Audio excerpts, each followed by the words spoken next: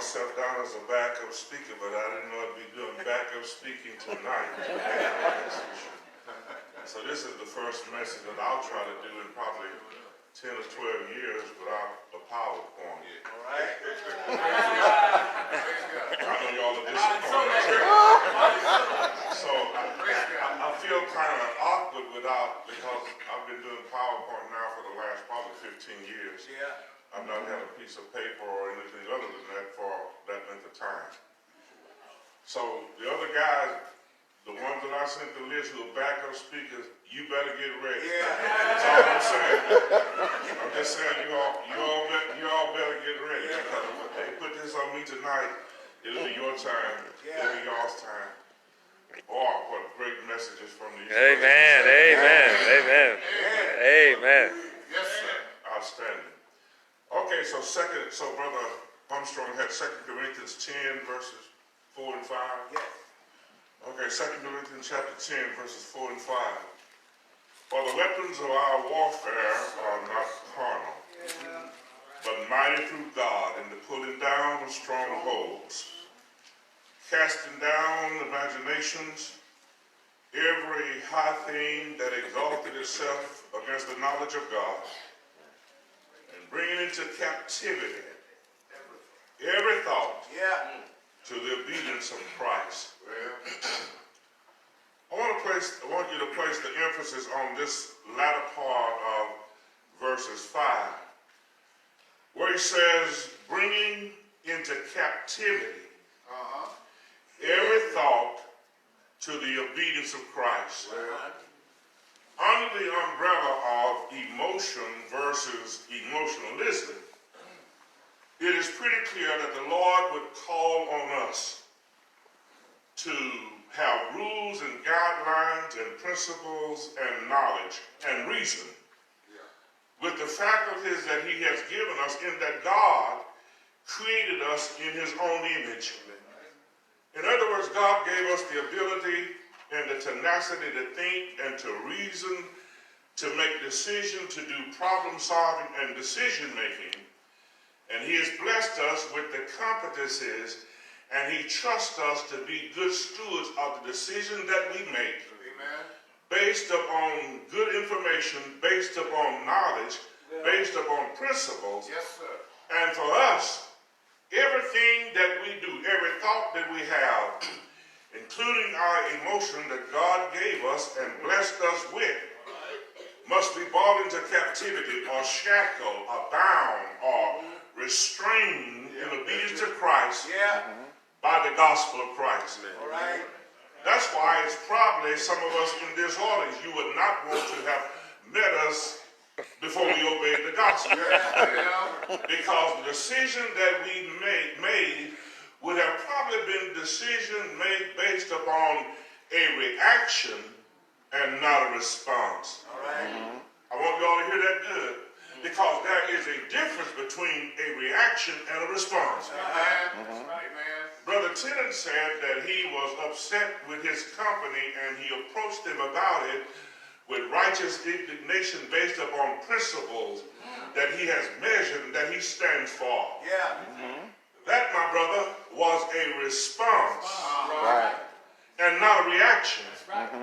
Now, if they had upset you years ago like that, and you were going to approach them, you probably would have not had that kind of response.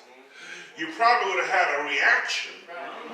And you probably would have went in to beat up somebody and to curse them out, because any number of times Christians get it all tangled up and all mixed up and they react as opposed to respond. First of all, he says we have to bring into captivity. We got to get a grip. We got to get a hold on ourselves. And God holds us accountable to do that. So think about, first of all, what is emotion? Well, emotion is the power of feeling. And any of the various complex reactions with both the physical and the mental capabilities that we have that manifest themselves in different ways. And so, for example, emotions. Things like love, it's an emotion. Fear is an emotion. Anger is an emotion. And so that we don't get it mixed up, God blessed us with the disposition and the tenacity with the emotions that we have. He just wants to hold us accountable to bring them into captivity, to make sure that we manage them and understand that there's a difference between the emotion that he gave us and blessed us with, and don't go over into emotionalism, which is a disposition or a tendency to judge or to make decisions based strictly upon emotion alone. And so God blessed us with the emotion. And so here's the thing. In a number of times, people, for example, even in the church setting, and I'll talk about this later on if I don't forget it, I'm past 35 and my brain don't work like it used to. But sometimes there is a difference between in the church setting as to what an individual does. For example, to cry is an emotion. But if I am the leader of this service, and if I dictate or tell you when to cry, and you cry when I tell you to cry on cue, Come on, brother. then that's a whole different thing. When it is choreographed and orchestrated by the leader, it's a whole different thing. That's right. I don't have any control over if you want to laugh or if you want to cry. It's an emotion that God bless you with. Or if you have a fear. But if I orchestrate and tell you when to cry, when to fear, when to turn to your neighbor and slap him in the mouth, or in actuality, whenever I tell you to say amen. Exactly. Yes, sir. Okay. Preacher was preaching and he said somebody ought to say amen. A little sister said, well, if the preacher says something, maybe somebody will say it. So, when we began to dictate to you about your emotion, and so I saw it got a little bit, so I got a little bit quiet on it. All right. So emotionalism then, it becomes the habit to judge or to make decisions based off on emotion alone, or it is the act of acting based upon emotion only. Okay, so in our assembly sometimes people guard against, we just want to be cold and we don't want to move at all and we don't want to do anything. And then that's one end of the spectrum. And then the other end is everybody want to turn, flip, foam at the mouth, roll on the floor, jump over benches, etc., etc. So there are two ends of the spectrum. Big Mama said, my Big Mama said, she said, Rufus, she said, you know that you could fall off of the log in the middle of the lake from either end. That's right. That's right. Let y'all think about that a minute. If Big Mama's philosophy is, if you're out in the lake and you're on a log, you can fall off of the log from either end. So Big Mama's philosophy, what are you trying to say?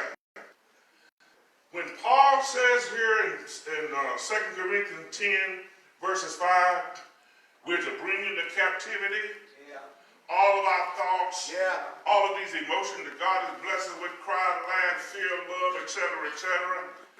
He's saying there has to be a balance in our lives to understand that God blessed us with emotions, but not to be overly emotionalism with it and get carried away when it is not guarded or directed by principles. And